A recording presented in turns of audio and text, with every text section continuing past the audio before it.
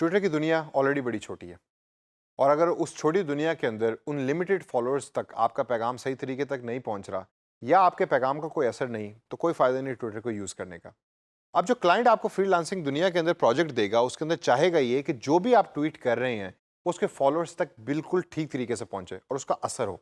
तो दोस्तों, इस सेशन के अंदर मैं आपको बताऊंगा कि किस तरीके से ट्विटर के ऊपर आप टाइमली और इफेक्टिवली ट्वीट्स कर सकते हैं और उसके ऊपर रिस्पॉन्सेज बढ़ा सकते हैं। सबसे पहला पॉइंट और सबसे इंपॉर्टेंट पॉइंट है कि आपने ये सीखना है कि इन्फ्लुएंसर्स को कैसे मैनेज करना है। जैसा इंस्टाग्राम के अंदर मैंने आपको बताया था कि कुछ सेलिब्रिटीज़ हैं कि जो इंस्टाग्राम स्पेसिफिक या इंस्टाग्राम के सेलिब्रिटीज़ हैं। शहजादा, अगर आपको याद हो, जो इंस्टाग्राम सेलिब्रिटी था जिसके साथ उस खातून ने पिक्चर खिंचवाना तो पसंद नहीं की थी, लेकिन इंस्टाग्राम की दुनिया के अंदर वो एक बहुत बड़ा सेलिब्रिटी था। इसी तरीके से ट्विटर के ऊपर भी इन्फ्लुएंसर्स होते हैं या सेलिब्रिटीज़ होते हैं। आपने ये देखना है कि क्या आप उन इन्फ्लुएंसर्स को अच्छे तरीके से मैनेज कर रहे हैं। फॉर एग्जाम्पल, आप एक बहुत बड़े सेलिब्रिटी को ट्वीट करते हैं और इन रिस्पॉन्स वो सेलिब्रिटी आपको रीट्वीट करता है। अब वो सेलिब्रिटी एक इन्फ्लुएंसर है क्योंकि उस सेलिब्रिटी के बहुत ज़्यादा फॉलोअर्स हैं। यानी कि जब आपने उसको कोई मैसेज किया और उसने आपको मैसेज बैक किया, तो आपका जो मैसेज है वो हज़ारों लाखों फॉलोअर्स तक एक क्लिक के ऊपर पहुंच गया।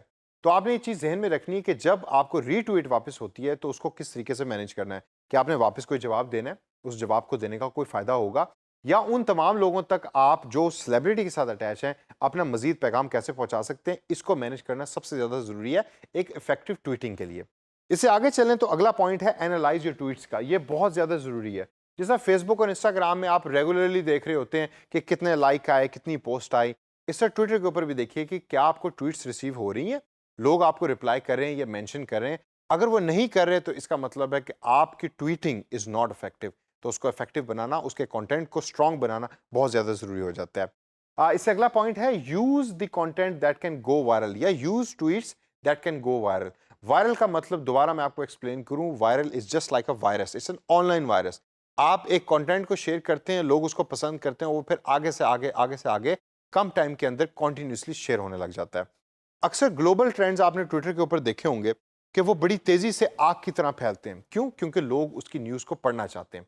तो इस तरह का कंटेंट यूज़ करें अपने ब्रांड या अपने क्लाइंट के बारे में जिसको लोग पढ़ना चाहें, और जब उसको पढ़ेंगे उसके ऊपर रीट्वीटिंग होगी, मेंशंस होंगे, शेयरिंग होगी, तो आपका पैगाम ज़्यादा से ज़्यादा लोगों तक पहुंचेगा। अगला पॉइंट दोस्तों है connect on an emotional level, यानी कि अपने फॉलोअर के साथ इमोशनल लेवल पे कनेक्ट हों। आप ये देखिए कि आपका फॉलोअर किस तरीके का कंटेंट पढ़ना चाह रहा है। वो अगर अफसरदा किस्म का कंटेंट पढ़ना चाह रहा है तो अफसरदा किस्म का कंटेंट ट्वीट कीजिए। अगर वो ह्यूमर पढ़ना चाह रहा है तो ह्यूमर को ट्वीट कीजिए। इमोशंस डिफरेंट किस्म के होते हैं, उन इमोशंस को सीखिए और उसको अप्लाई कीजिए अपनी ट्वीटिंग के अंदर। इसे आगे चल के देखें तो ट्रेंडिंग टॉपिक का कॉन्सेप्ट बड़ा इंपॉर्टेंट है ट्विटर के अंदर। ट्रेंडिंग टॉपिक्स का इस्तेमाल ज़्यादा से ज़्यादा करें अपनी मार्केटिंग कैंपेन में या ट्वीटिंग कैंपेन के अंदर। आप देखिए कि कौन से टॉपिक ट्रेंड्स हो रहे हैं या उनकी ट्रेंडिंग क्या है।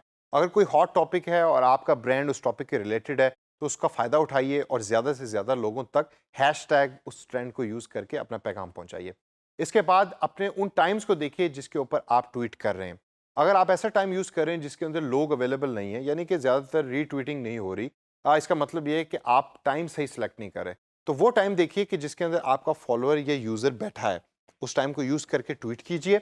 अगर आपने गलत टाइम इस्तेमाल किया जिसके अंदर ज़्यादा ट्वीट्स आपको वापस नहीं आए एनालिसिस के बाद, तो उसको रीट्वीट कीजिए ताकि वो ज़्यादा से ज़्यादा लोगों तक पहुंचे। दोस्तों, इन तमाम सजेशंस को आपने अपने जहन में रखना है।